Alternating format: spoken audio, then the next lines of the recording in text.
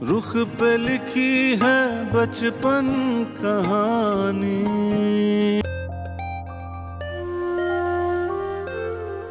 उठाओ ना फोन, बताओ तारिक को कि तुम्हारी माँ को तलाक हो गई है। दो टोक बात क्यों नहीं करती हो उससे? कब तक छुपाओगी आखिर? मैं नहीं कर सकती दो टोक बात तुम्हारी तरह, बहादुर नहीं हूं मैं।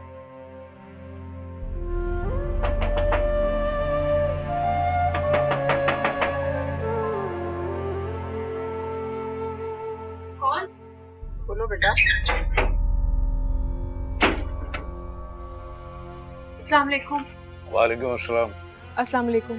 वालेकुम सलाम। रुखसाना,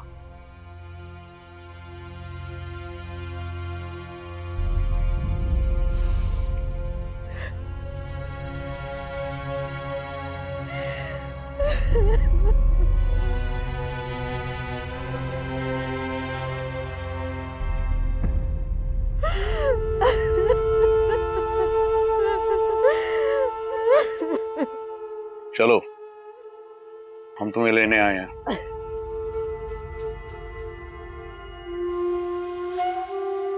मैं इस घर से कहीं नहीं जाऊंगी भाईजान।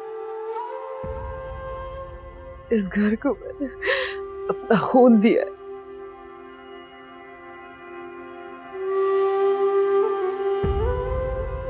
ये घर छोड़ के मैं नहीं जाऊंगी, कहीं नहीं जाऊंगी।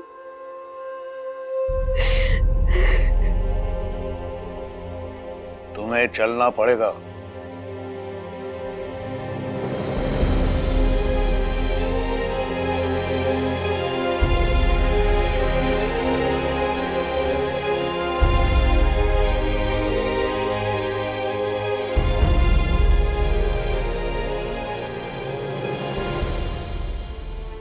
प्लीज मामू, अब्बू को आने दी, उसके बाद ले जाइएगा अम्मी को। मामू, हमसे ये बर्दाश्त नहीं हो रहा।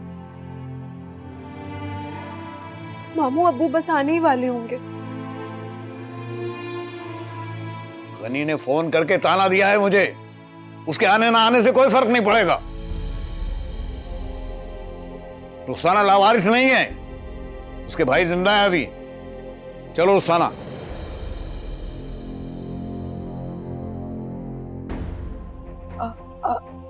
अब सचमुच लेके जा रहे हैं मुझे? भाईजान, कोई सूरत निकाल लेना मेरे यहाँ रहने की। मैं इस घर में किसी भी कोने में पड़ी रहूंगी, किसी लाश की तरह मैंने नहीं जाना भाई।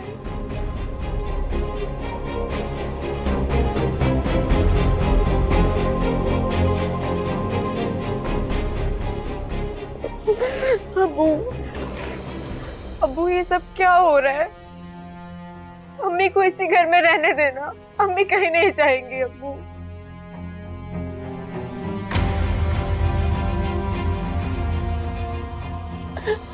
अब्बू प्लीज, अम्मी मेरे साथ रहेंगी, आपको बिल्कुल तंग नहीं करेंगी। रहने देना अब्बू प्लीज। मैंने जिंदगी के हर मोड़ पे आपकी फेवर की, लेकिन इस मामले में मैं आपका साथ नहीं दूंगी। हमारी माँ को तो हमसे जुदा करने का फैसला नहीं कर सकते आप। देखो, बनी चाहेगा तो ये मजीद कुछ दिन यहाँ रुक सकती हैं। और तुम लोग भी पराये नहीं हो, बच्चे हो इसके। हमें भी कोई जल्दी नहीं है। क्यों फरखंदा? जी। औरत की रुखसती डोली में बड़ी शान शौकत के साथ होती है, और वापसी कंधों पर या फिर अपने पैरों पर। रुखसती की तकदीर माँ बाप और बहन भाई लिखते हैं और दुनिया वाले लिखते हैं, और अपने पैरों पर वापसी की तकदीर औरत खुद लिखती है। इस औरत ने अपनी वापसी की तकदीर अपने हाथ से लिखती है। ये कंधों पर नहीं, अपने पैरों पर जाना चाहती है, तो इसका चले जाना ही बेहतर है। अब्बू, अब्बू। चलो रुखसाना, तुम्हें चलना ही पड़ेगा। चलो रुखसाना। तुम्हें चलना पड़ेगा। तुम्हें चलना पड़ेगा। नहीं नहीं, तुम्हें चलना पड़ेगा रुखसाना। मुझे रहने दे। उठो उठो।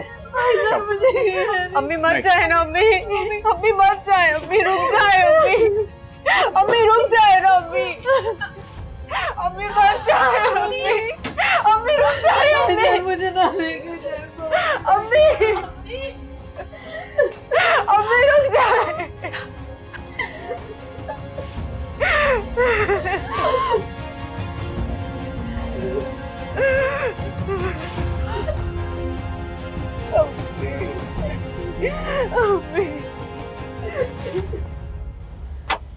आओ अच्छा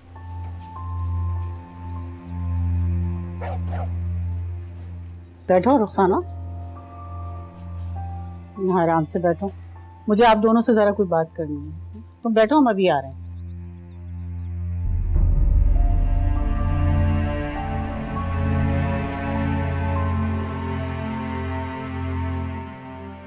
हसन भाई, मैं ये कह रही थी कि आपका घर तो माशाल्लाह बहुत बड़ा है, हमारे घर तो आप देख रहे हैं कितनी तंगी है। अगर रुखसाना को आप अपने साथ अपने घर ले जाएं तो ज्यादा बेहतर होगा, क्यों अजीज? हाँ, अगर हसन रुखसाना को। ये क्या कह रही हैं भाभी? बड़े भाई की हैसियत से रुखसाना का इनके घर पे रहना ज्यादा बेहतर है, वरना लोग क्या कहेंगे। हाँ, अगर अजीज भाई चाहें तो मैं अभी के अभी रुखसाना को यहाँ से ले जाता हूँ। ये तुम किन बातों को लेके बैठ गई हो? आदमी के दिल में जगह होनी चाहिए तो घर में जगह हो जाती है। रुखसाना मेरी बहन है, वो मेरे घर में रहेगी।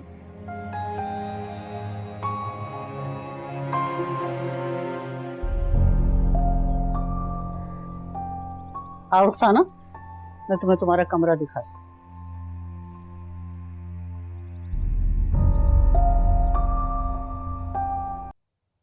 ये क्या किया आपने अब्बू? एक तो अम्मी को तलाक दे दी, ऊपर से उन्हें घर से ऐसे निकाला जैसे कोई चाय से मक्खी निकालता है। मक्खी थी तुम्हारी माँ, सारी चाय को खराब कर रही थी। अच्छा, और यही चाय आप 30 साल से घूंट भर भर के पी रहे थे, और अब आपको ख्याल आ रहा है कि चाय खराब थी? हाँ, मजबूरी में इंसान घूंट भरता रहता है, लेकिन एक हद होती है। 30 साल मैंने एक ऐसी औरत के साथ जिंदगी गुजारी जिसने मेरी जिंदगी का एक एक दिन जहन्नुम बना दिया था। 30 साल गुजारने के बाद अगर आप बाकी के साल गुजार लेते तो आपकी अना को कुछ नहीं होता अब्बू। बाजी, आप कैसे बात कर रही हैं अब्बू से? तुम अगर बिलाल से तलाक लेके ना आती तो तुम्हारी अना को भी कुछ ना होता। ओह, अब समझ आई मुझे। तो ये पट्टियां आपको उस बिलाल ने बढ़ाई हैं और डायरेक्शन वहां से मिलती रही है आप लोगों को। बिलाल का कोई अमल दखल नहीं है इसमें। मैं मान ही नहीं सकती।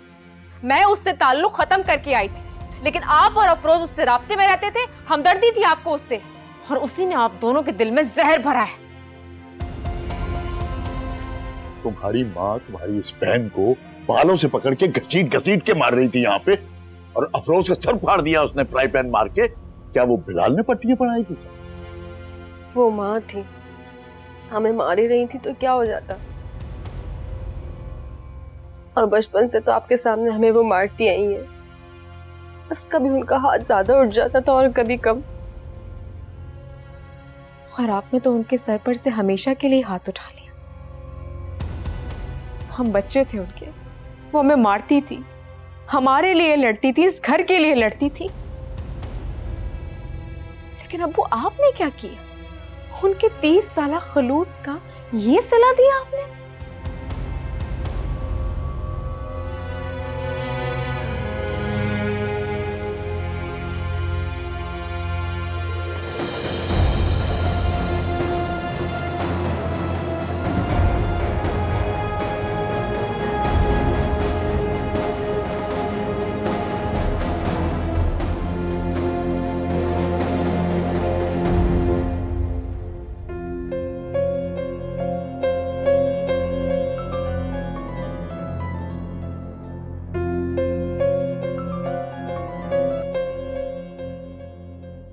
यही जानने के लिए फोन किया है ना तुमने कि जो आग तुमने लगाई है उसमें हम कितना जल रहे? पड़ गई तुम्हारे कलेजे को ठंडक? पता नहीं तुमने अब्बू और अफरोज से क्या कुछ कहा है, कितना भड़काया है उन्हें कि अब्बू का निशाना अम्मी बन गई। अब तो खुश हो गए ना ये जानकर? मम्मा, ये अब क्या कह रही हैं? मैंने ऐसा क्या किया है? गुलजार, तुम? मुझे लगा कि बिलाल से बात हो रही है मेरी। मम्मा, पापा ने तो मुझे फोन दिया है आपसे बात करने के लिए। इतने दिन से हमारी बात नहीं हुई।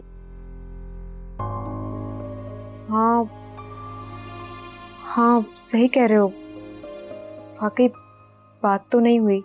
मम्मा, मैं आपको बहुत मिस कर रहा हूँ। मैं भी आपको बहुत मिस करती हूँ। गुलजार, मुझे जरा फोन पकड़ाओ, मुझे तुम्हारी मामा से बात। बेशक तुम बातें करते रहे।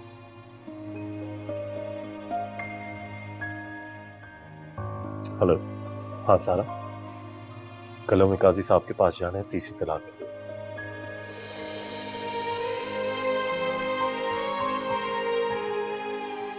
इतनी जल्दी आ गई डेट, मुझे तो अंदाजा ही नहीं था। हाँ, मैंने तभी सोचा कि तुम्हें याद दिला दूं। लो, गुलजार से बात करो। जी? मुख पे लिखी है बचपन कहानी, बहते हैं आंसू जैसे दरिया पानी।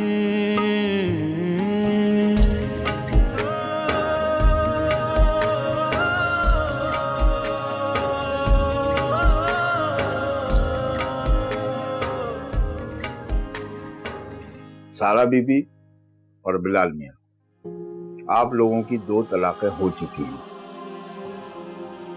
जबकि तीसरी अभी बाकी है। और आप लोगों को सोच विचार के लिए कमोबेश 2 माह का वक्त भी मिल चुका है।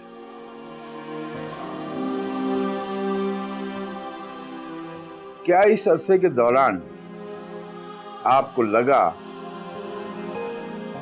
कि आप दोनों अलग होना नहीं चाहते? क्या इन महीनों के दौरान आपका गुस्सा ठंडा हो गया है और इरादा बदल गया है और अब आप लोग अलग नहीं चाहते हैं, तो आप दोनों रुजू कर सकते हैं? मैं इस बात का फैसला सारा पर छोड़ता हूं। अगर सारा को तलाक नहीं चाहिए तो मुझे कोई एतराज नहीं है।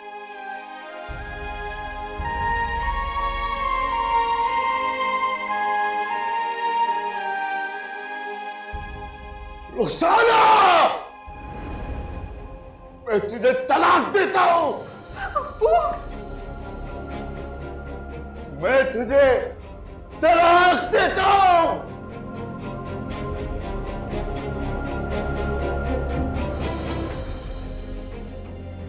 अब सचमुच लेके जा रहे हैं मुझे? भाईजान, कोई सूरत निकाल लेना मेरे यहाँ रहने की।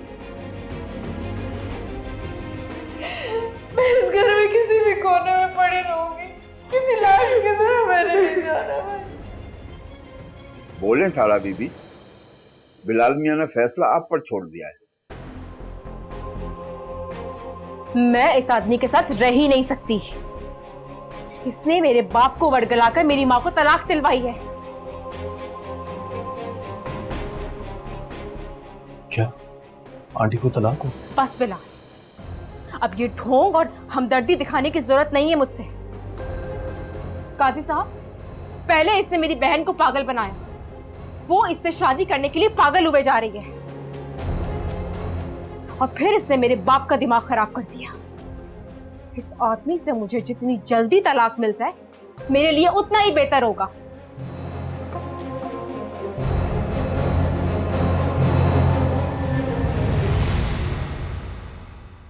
बीबी सारा बिनते अब्दुल गनी, मैं बिलाल बिन हमजा अपने पूरे होश हवास में रूबरू गवाहान के आपको इस अज़दवाजी जिंदगी से खारिज करते हुए तलाक देता हूं। दो दिलों की इस भंवर में घूमती है जिंदगी, और रुख पे लिखी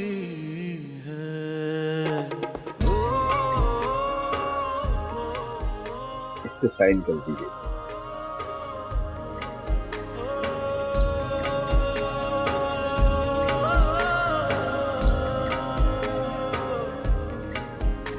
क्या बच्चों वाली जिद कर रही हो तुम? नहीं छोड़ सकती अम्मी, मैं जा रही हूँ ये घर छोड़ के, बस ना रोके मुझे, छोड़ दे।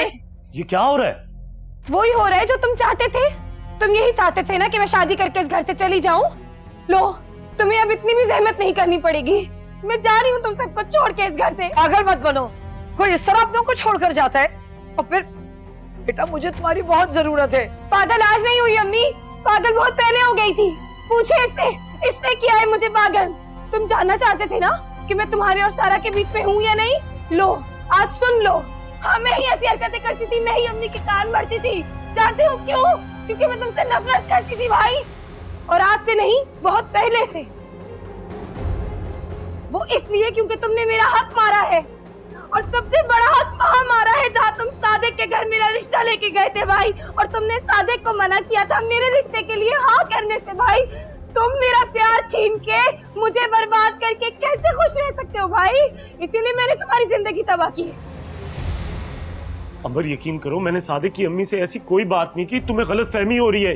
तुमने ऐसा किया या नहीं, अब मुझे उससे कोई गर्ज नहीं है। मुझे जाने दो। और तुम भी यही चाहती थी ना कि मैं शादी करके इस घर से चली जाऊं? तुम्ही ने भाई को फरहान के नाम का एक लड़का लाके दिया था ना मुझसे शादी कराने के लिए। लो, अब मैं जा रही हूँ इस घर से बगैर शादी किए। नहीं, तुम इस तरह नहीं जा सकती छोड़ के। और तुम्हारा फिर हमारे सिवा है ही कौन? है अम्मी एक दोस्त। शुरू में जाके उसके घर रहूंगी, फिर अपना कोई ना कोई बंदोबस्त कर लूंगी। खुदा के लिए अंबर, खुदा के लिए तुम्हारे हाथ जोड़ती हूँ, इस तरह मत जाओ। और ठीक है, अगर तुम जाना ही चाहती हो ना तो मुझे भी अपने साथ लेके चलो। किसी को भी कहीं जाने की जरूरत नहीं है। मैं ही यहाँ से चला जाता हूँ, क्योंकि जब से मैं यहाँ आया हूँ ये मसले शुरू हो गए। गुलजार, अरे रहने दो बस, कोई कहीं नहीं जाएगा यहाँ से। मुझे तुम दोनों ही की जरूरत है।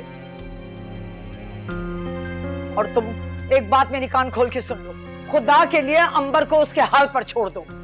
चलो अंदर, पागल ऐसी।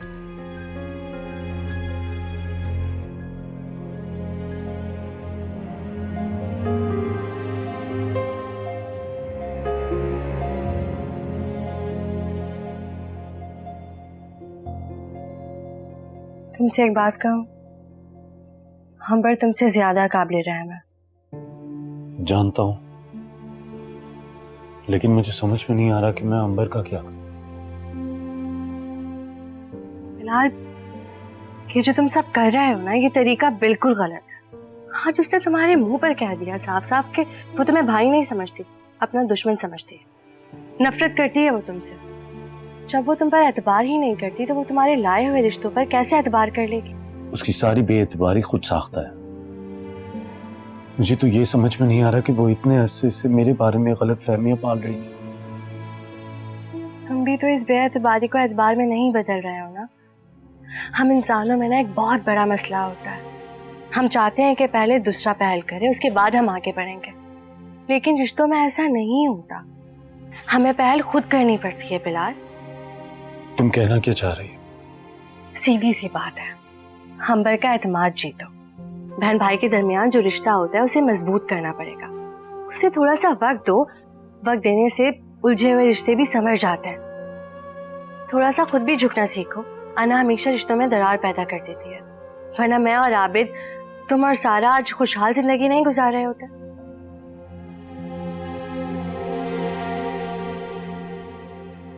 क्या सोच रहे हो? कुछ नहीं, मैं फरहान और उसके पेरेंट्स को आने से मना करता हूँ।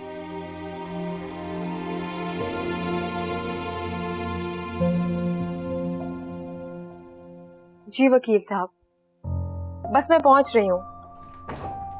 जी हाँ, उसी रेस्टोरेंट में। आपको बताया था ना मैंने, मेरे घर से आपका ऑफिस बहुत दूर है। आप ऐसा कर लें कि आइंदा मुलाकात वहां कर लेंगे, अभी रेस्टोरेंट में मैनेज कर लें। चलें, ठीक है, थैंक यू। आप अम्मी अब्बू के मसले के लिए वकील से मिलने जा रही हैं? मैं बिलाल पर बच्चों की कस्टडी का केस करने जा रही हूँ। बस कर दें बाजी, पहले क्या परेशानियां कम है घर में, एक और परेशानी ले आई हैं आप। मैं सिर्फ अम्मी की वजह से रुक गई थी अफरोज, और मुझे खुद भी ये लग रहा था कि शायद वो खुद तंग आकर बच्चों को मेरे पास छोड़ देगा। लेकिन वो तो मुझसे भी ज्यादा ढीठ निकला। उल्टा उसने मेरे घर में कयामत बर्पा करना शुरू कर दी।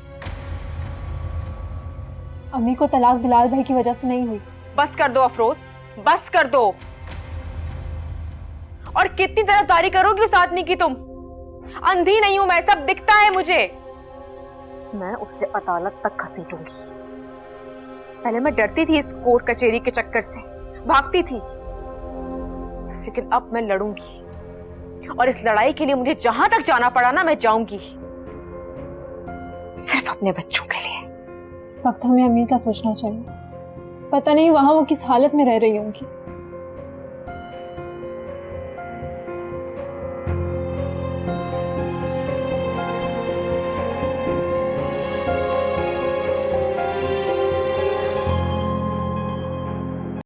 अम्मी ये देख के इसने मेरा पूरा स्केच खराब कर दिया।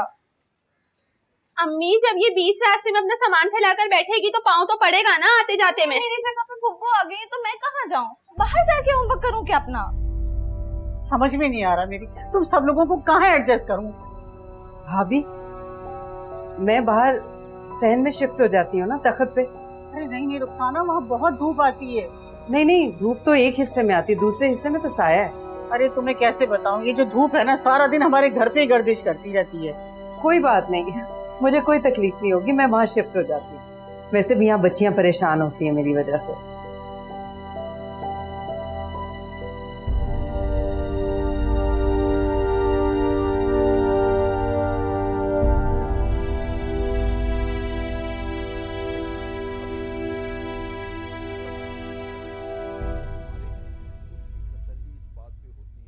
रिमोट में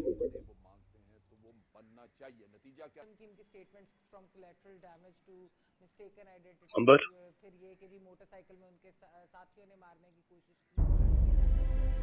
मैं तुमसे माफी मांगना चाहता हूँ। आई एम रियली सॉरी अंबर। शादी करना ना करना सरासर तुम्हारा अपना फैसला है, और मैं इसके लिए कभी भी तुम्हें फोर्स नहीं करूंगा, और ना ही कभी तुम्हारे पे बोझ बनूंगा। कभी भी इस बारे में तुमसे बात नहीं करूंगा जब तक तुम मुझसे नहीं करोगी। और मैं बहुत शर्मिंदा हूं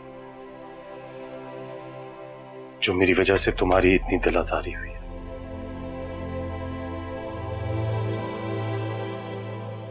अंबर, तुमने जो मेरे, सारा और गुलजार के साथ किया, मैं उन सब के लिए तुम्हें माफ करता हूं। लेकिन सारा और गुलजार अगर तुम्हें माफ करें ना करें, ये उनका ज़र्फ है। लेकिन उम्मीद करता हूं तुम मुझे जरूर माफ कर दोगी।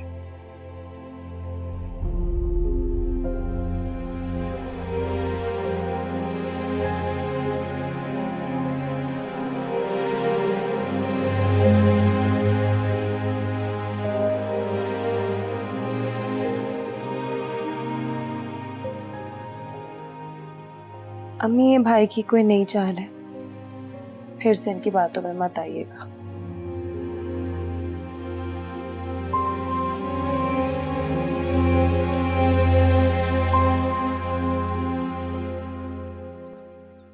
अम्मे, अम्मे, क्या हो गया? या तो आज इस घर में मैं रहूंगा या आपकी बेटियां। आखिर हुआ क्या है? मेरे 10,000 रुपए नहीं मिल रहे और आपकी बेटियां अपने पर्स की तलाशी तक नहीं दे रही। अरे हम कोई क्या चोर उचक्के हैं जो ऐसे अपने सामान की तलाशी लेने देंगे?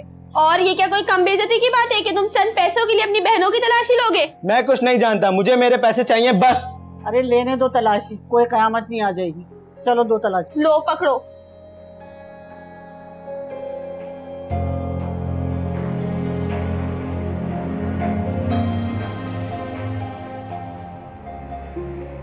समझो अपना। ठीक लो।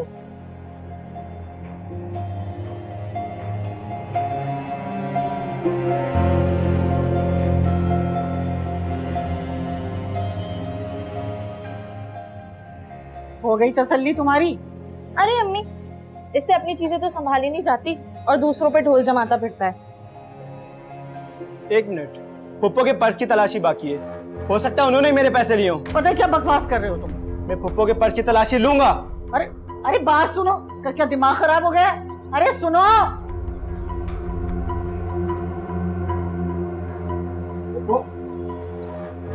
अरे रफाकत, आ जाओ बेटा। मेरे 10,000 नहीं मिल रहे, आपने तो नहीं लिए कहीं? मैं क्यों लूंगी बेटा, मेरे किस काम के? काम तो होगा ना आपको, वैसे भी तो आप हमारे टुकड़ों पे पल रही हैं, पैसे की जरूरत तो होगी आपको। क्या बकवास कर रहे हो? फुप्पो है तुम्हारी, जबान संभाल के बात करो। दिन रात मेहनत कर करके 10,000 रुपए जमा करे थे ताकि मैं अपना असाइनमेंट का काम कर सकूं। नींदें हराम हो गई थी मेरी, और आप लहजे की बात कर रही हैं। मैं फुप्पो के पर्स की तलाशी लूंगा लाजमी। हाँ जरूर लो। ले लो तलाशी, करो तसल्ली। शौक से लो।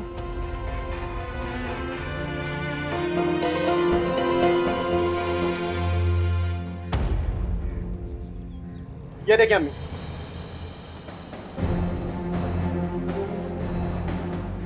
अल्लाह की कसम खाती हूँ भाभी, मुझे पता भी नहीं है इन पैसों का। आप मेरा यकीन कीजिए, मैंने नहीं रखे। रुखसाना, अगर तुम्हें किसी चीज की जरूरत थी तो तुम मुझसे कहती, मगर ये सब क्या है? भाभी मैंने नहीं लिए, मैं अपनी बच्चियों की कसम खाती हूँ, मुझे पता भी नहीं है। मैं चोर नहीं हूँ, मैंने जिंदगी में कभी ऐसा काम नहीं किया। चलो तुम लोग जाओ, निकलो यहाँ से।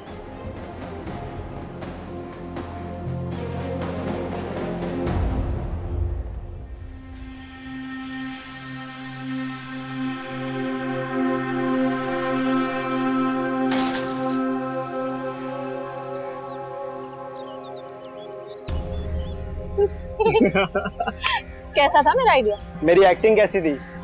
सब छोड़ो, तुम दोनों तो रहने ही दो। अगर मैं सही वक्त में पप्पो के पर्स में पैसे नहीं डालती थी तो क्या खाक तुम और क्या खाक तुम्हारी एक्टिंग। बस बहुत हो गया। वैसे यार गजब खुदा का, हमें हमारे घर में पाँव जमाने की जगह नहीं मिलती और एक हमारे अब्बू हैं अपनी बूढ़ी बहन को उठा के लिए। चलो चलो, देर हो रही है, चलते हैं। चलो चलो। खुदा के लिए मेरा यकीन करें, आप तो कब से जानती है, बच्चे तो छोटे।